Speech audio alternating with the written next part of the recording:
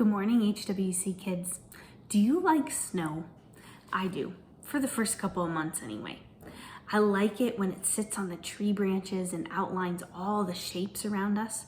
I like it when it sparkles like diamonds on the ground.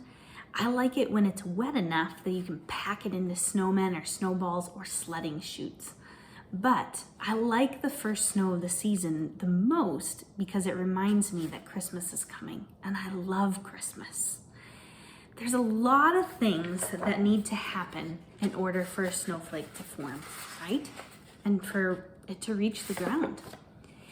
A tiny dust or pollen particle first has to meet up with a tiny amount of water vapor high up in the Earth's atmosphere in the clouds. The cloud has to be the absolute perfect temperature, or there won't be enough water in the cloud for it to actually form an ice crystal. The water surrounds the dust, and the molecules arrange themselves around it in a hexagon shape. The ice crystal that forms is heavier than the air around it, which makes it begin to fall. And as it falls, as many as 1 quintillion water molecules, that's 1 with 18 zeros after it, attached to the little crystal. The temperature, humidity, pollution in the air, and other factors all help determine what the snowflake will look like when it reaches us. If the temperature of the air stays below freezing, all the way to the ground, the snowflake will eventually land.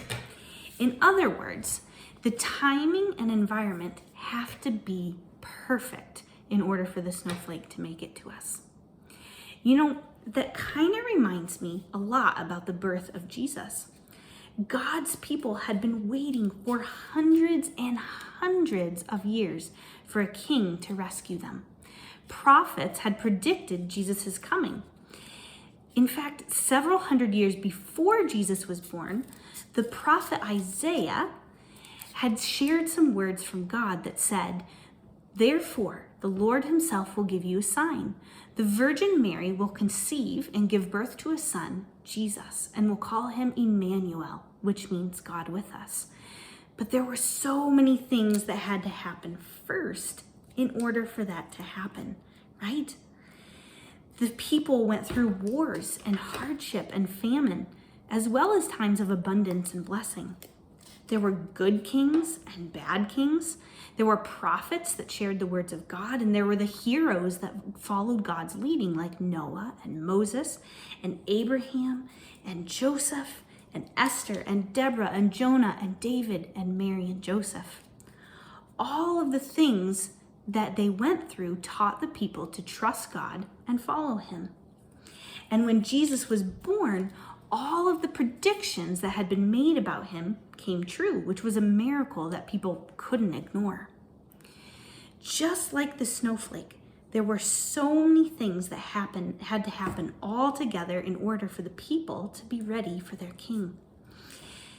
Everything was put together just right for the perfect beginning to God's amazing plan to save his people. So, as you watch the snow fall the next few weeks, remember that the waiting and preparation that goes into Christmas is worth it. Because on that day that our Savior was born, there is nothing more beautiful than that.